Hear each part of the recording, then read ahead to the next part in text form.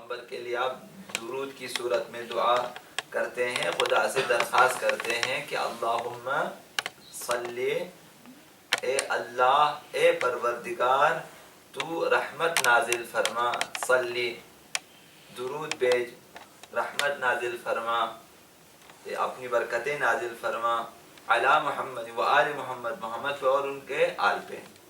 یہ دعا خداوند رد نہیں فرماتا، تو ان کے بیچ میں جو دعا ہوگی ہماری، اسے بھی خداوند رد نہیں کرتا۔ خداوند فرماتا اول میں بھی درود ہے، اسے بھی میں قبول کر لوں، آخر میں بھی درود ہے، اسے بھی میں قبول کر لوں گا، اور بیچ میں جو ان کی دعائیں ہیں اسے میں رد نہیں کر سکتا۔ تو لہٰذا یہ اول و آخر میں درود پڑھنا جو ہے آداب دعا میں سے۔ چوتھا ادب یہ ہے کہ ائمہ معصومین کو واسطہ، ائمہ معصومین کا واسطہ دے کر اور شفیع بنا کر دعا کرنی چاہیے، کہ ڈائریکٹ دعا نہ کریں، انہیں واسطہ بنا لیں، ذریعہ بنا لیں اور شفیع قرار دیں، سفارشی قرار دیں، کہ اللہم بحق علی و بحق فاطمہ و بحق الحسن، اس طرح سے، و بحق ائمۃ المعصومین، یا بحق محمد و آل محمد، اس طرح کہ خدا ان کے حق کا واسطہ۔ جب آپ ائمہ اطہار کو شفیع قرار دیں گے تو خداوند متعال اس دعا کی قبولیت کو لازم جانتا ہے، کہ جس دعا میں آپ پیغمبر و آل پیغمبر کو اپنا شفیع قرار دے، خداوند اس دعا کو لازماً قبول فرماتا ہے۔ اسی لیے ہمیں حکم ہے کہ جو ہے آقا امام زمان علیہ السلام کو شفیع بنا لیں۔ جب آپ خود ظہور آقا امام زمان کے لیے اگر آپ نے دعا کرنی ہے تو خود آقا امام زمان کا واسطہ دے کر، کہ خدایا بحق امام زمان ان کے ظہور میں تعجیل فرما۔ اس طرح پیغمبر اسلام آقا امیر المومنین کے لیے دعا فرماتے تھے اور خود علی کا واسطہ دے دیتے تھے، کہ خدایا علی پہ رحم فرما، علی کو شفا دے علی کے صدقے میں، یعنی خود ان کے لیے دعا خود انہی کے صدقے میں، ایسا بھی ہوتا تھا۔ لہٰذا ائمہ اطہار کو حتماً شفیع قرار دیں۔ یہ چند نکات ہیں جو آپ کے ذہنوں میں ہے اور آپ کو اس میں مشکلات پیش نہیں آتی، چونکہ یہ حفظ ہیں سب کو، لیکن یہ کہ جو ہے ان پہ توجہ دینے کی ضرورت ہے۔ تو یہ چوتھا ادب۔ پانچواں ادب گناہوں کا اقرار ہے۔ ثناء الہی کے بعد گناہوں کا اقرار اور پھر حاجت مانگے۔ یہ حضرت آقا امام صادق علیہ السلام نے فرمایا کہ خدایا میں مقصر ہوں، مجھ سے کوتاہیاں ہوئی ہیں، اپنی تقصیر کا اعلان کریں کہ مجھ سے کمی بیشی ہو گئی ہے، افراد و تفرید ہو گئی ہے، تو اپنے گناہ کا اقرار کریں۔ کسی بھی انسان کے سامنے اپنے گناہ کا اقرار کرنا جائز نہیں ہے، گناہ ہے، ایک اور گناہ ہے۔ ایک شخص جھوٹ بولتا ہے، پھر وہ آ کر جو ہے بڑی جرأت کے ساتھ کہتے میں نے جھوٹ بولا، گناہ بھی کیا، وہ بھی گناہ ہے کبیرہ، اس گناہ کبیرہ کا اعلان بھی کیا، دوسروں کو بتائیے، ایک اور گناہ ہے۔ لیکن خداوند متعال کے سامنے حکم ہے کہ ان کی بارگاہ میں اپنے گناہ پیش کریں، انسانوں کے پاس پیش نہ کریں، خدا کے پاس پیش کریں۔ یہ بعض لوگ اسے اخلاق سمجھتے ہیں، یعنی خوش اخلاق انسان ہے کہ وہ اپنے گناہ بھی دوسروں کو بتا دیتے ہیں۔ کوئی خوش اخلاقی نہیں ہے، یہ خداوند متعال نے گناہوں کو چھپانے کا حکم دیا ہے، اپنے گناہوں کو دوسروں سے چھپائیں، البتہ خدا سے نہ چھپائیں، خدا کو پہلے سے پتہ ہے۔ تو آپ بھی خدا کی بارگاہ میں، خدا وہاں یہ گناہ، یہاں یہ گناہ، یہ سارے گناہ ہم سے ہوئے ہیں، لہذا حمد و ثناء الہی کے بعد وہ اپنے گناہوں کا اقرار کریں۔ دعائے کمیل میں آقا امیر المومنین نے کس طرح گناہوں کو کے بارے میں بتایا ہے۔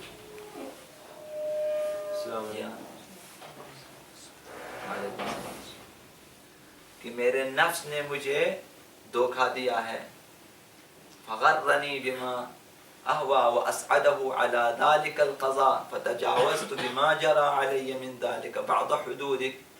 جب خواہشات نفسانی کا غلبہ ہو گیا اور شیطان نے بھی ساتھ جو ہے وسوسہ دیا اور تیری قضا اور قدر نے بھی ان کی مدد کی ہے. قانون الہی ہے، نظام الہی ہے، لہذا اس کی مدد سے شیاطین نے ہمیں گمراہ کیا. اب میں نے بعض حدود کی خلاف ورزی کی ہے، وخالفت بعض اوامرک، تیرے بعض احکامات کی میں نے خلاف ورزی کی ہے. دعائے کمیل میں آپ پڑھتے ہیں یا نہیں پڑھتے ہیں؟ تو پھر حمد فلک الحمد. تو اپنے گناہوں کا اگر اقرار کریں گے تو آپ کی دعا قبول ہو جائے گی. یہ پانچواں ادب صحیح دعا میں. چھٹا ادب خضوع اور غمگین حالت. اب امام صادق علیہ السلام نے ارشاد فرمایا کہ غرق ہونے والے غمگین انسانوں کی طرح دعا مانگو. یہ حدیث قدسی میں ہے کہ ایک انسان غرق ہو رہا ہے. کس قدر غمگین ہے وہ؟ غرق ہو رہا ہے. آخری سہارا ہے یہی کہ کسی کو پکارے، وہاں انسان خدا کو پکار لیتا ہے. تو یہ اس شخص کی طرح دعائے غریق، امام صادق دعائے غریق آخری زمانے میں پڑھ لیا کریں، وہ نجات پائے گا.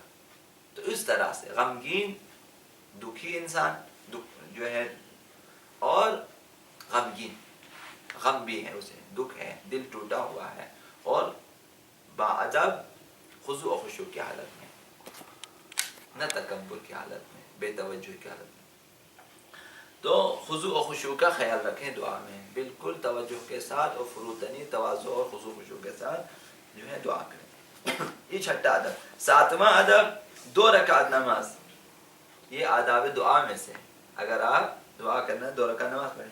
2 رکعت نماز حاجت کے بعد دعا قبول ہوتی ہے. یہ جو ہے حدیث سے امام صادق علیہ السلام میں ایک بات آئی ہے. اگر آپ کی کوئی ضروری دعا ہے، اولا انسان کو خود دعا کرنی چاہیے. التماس دعا بعد میں کریں، پہلے خود دعا کریں. بعض لوگ ایسے ہوتے ہیں، آپ ایسے نہ ہوں، بعض ایسے ہوتے ہیں خود دعا کرتے ہی نہیں ہیں، تو آپ پورے شہر میں ڈنڈورا پھرتے ہیں کہ میرے لیے دعا کر. خود دعا نہیں کرتے. مجلس بھی ہوتی ہے، کہتے سب باقی آ جاؤ، مجلس پڑھنے والا بھی اور دعا کرنے والے وہ خود نہیں کریں گے، خود صرف کھانا پینے کا بندوبست کریں گے. ختم منجب رکھیں گے، وہ بھی دوسرے پڑھیں گے، خود نہیں پڑھیں گے. اور اس طرح ختم صلوات وہ بھی دوسرے پڑھیں گے، خود نہیں پڑھیں گے. اس طرح زیارت عاشورہ وہ بھی دوسرے آ کے پڑھیں گے، کھائیں گے، جائیں گے. یہ فلسفہ عجیب ہے. اولا خود دعا مانگے، اس کے بعد دوسروں کو اپنی مدد کے لیے. تو آپ 2 رکعت نماز پڑھیں، نماز حاجت فجر کی نماز کی طرح پڑھیں، اور اس کے بعد دعا کریں. باقی آداب کو بھی ذہن میں رکھیں. بسم اللہ کے سے شروع کریں، حمد الہی سے شروع کریں، گناہوں کا اقرار ہو، درود ہو، ائمہ اطہار کا واسطہ دے کے دعا کریں، اور 2 رکعت نماز. یہ 7ویں چیز. 8ویں چیز ہے کہ اپنی حاجت کو زیادہ نہ سمجھو. آسمانوں اور زمینوں کی مخلوقات کو خدا ان کی تمام حاجتیں دے دیں، پھر بھی اس کی ملکیت میں مچھر کے پر کے برابر بھی فرق نہیں پڑے گا. یہ کس نے فرمایا؟ یہ حدیث نبوی ہے. پیغمبر اسلام صلی اللہ علیہ وآلہ وسلم نے ارشاد فرمایا کہ اگر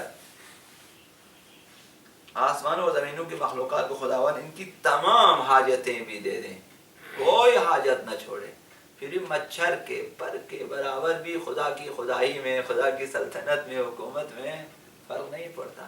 اپنی میں نے تو کہا کہ گناہوں کو ایک عنوان سے آپ بزرگ جانیں، لیکن ایک عنوان کے تحت آپ اسے کچھ بھی نہ سمجھیں. انہیں خدا کس سے بخشوانا ہے، خدا تیرے لیے بخشنے واقعہ نہیں کوئی بڑی چیز ہے کہ میں اگرچہ تیری نافرمانی بڑی بات ہے، کہ میں نے بہت بری بات ہے بڑی، لیکن بخشنے پہ کے لیے آپ کے لیے کچھ بھی نہیں. خدا تیرے لیے کیا ہے کہ میرے گناہوں کو بخش دے، سارے گناہ ایک دم سے فل کمپلیٹ فارغ کر دیں، تب بھی خدا کچھ بھی نہیں ہوتا. تیرے لیے مشکل نہیں ہے، تو تجھ پہ کوئی سختی نہیں ہوتی، تجھ پہ کوئی دباؤ نہیں آتا، تیرا کوئی خرچ نہیں ہوتا.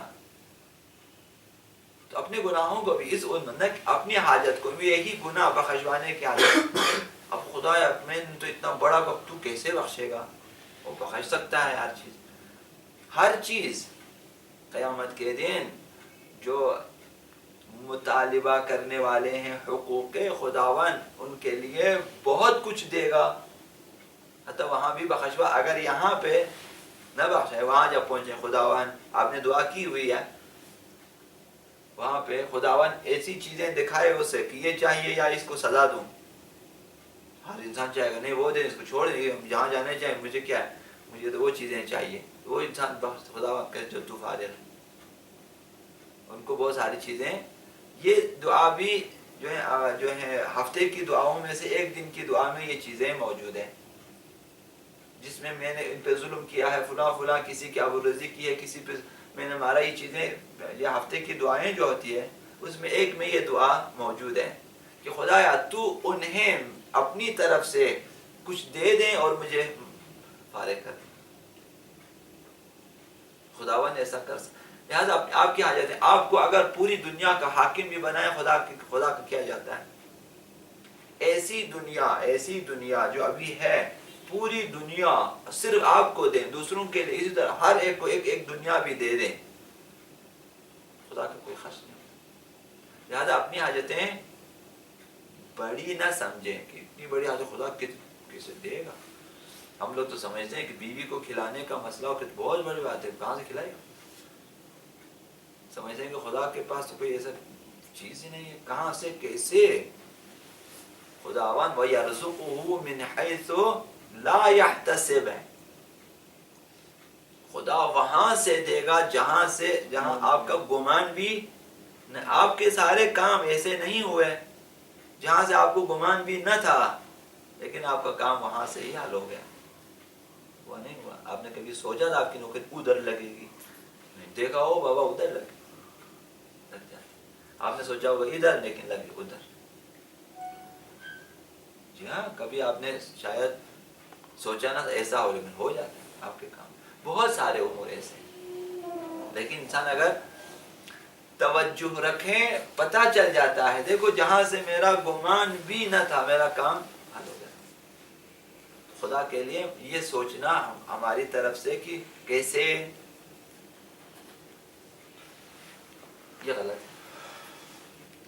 آپ کی سمجھ میں نہیں آئے گی بات لیکن خداوند جب کام ہوگا پھر آپ سمجھ میں آ جائے گی. ہم سمجھتے ہیں راستہ بالکل نہیں ہے لیکن پھر بھی ہزاروں راستے کھلے ہوتے ہیں. ہماری سمجھ میں نہیں آتی بات کہ یہ مسئلہ تو اصلا ہو ہی نہیں سکتا حل لیکن حل ہو جاتا ہے. جن سے آپ کو بخشنے کی امیدیں نہیں ہوتی کبھی وہی بندہ آپ کو بخش دیتا ہے. جن سے ملنے کی امید نہیں ہوتی کبھی وہی بندہ عطا کرتا ہے. جن سے آپ کی امیدیں مکمل 100% وابستہ ہوتی ہیں وہی آپ کو محروم کر دیتے ہیں. کبھی ایسا ہوتا ہے. لہذا خدا کے ہاں ہزار وہ خود مسبب الاسباب ہے. سبب خود پیدا کرتا ہے. سبب خود پیدا کرتا ہے. فلمیں دیکھ لیتے ہیں ہم لوگ. اب دیکھا کہ ایک شخص جیل کے اندر ہے کوئی وسیلہ نہیں ہے. دیکھا کہ اس کے پاس ایک چوہا آ جاتا ہے چوہے کو پکڑ لیتا ہے. چوہے کو پکڑ لیتا ہے چوہے کو مار دیتا ہے. اس کا خون ادھر اپنی ادھر لگا لیتا ہے ایسے رہتے ہیں. جیل والا سمجھتا ہے کہ اس نے خودکشی کی ہے دروازہ کھول لیتا ہے وہ بھاگ جاتا ہے. کبھی انسان تصور بھی نہیں کرتا کہ یہ بندہ ایسا کام کرے گا. اب جب وہ اٹھ کے جاتا ہے دیکھتا ہے کہ چوہا مرا ہوا. اس نے چوہے کا خون اپنے ادھر ادھر لگا دیا ایسا دوسرے نے سمجھا کہ اس نے خودکشی کی ہے. مثال عرض کر رہا ہوں. کبھی چمچ کانٹے اور ان چیزوں سے کھدائی کر کے جیل سے لوگ بھاگ جاتے ہیں. مثال اس طرح سے کبھی آپ کا گمان بھی نہیں ہوتا لیکن آپ کی حاجت روائی ہو جاتی ہے آپ کا کام درست ہو جاتا ہے. لہذا خدا پہ بھروسہ بر محمد و آل محمد صلی اللہ علیہ وسلم.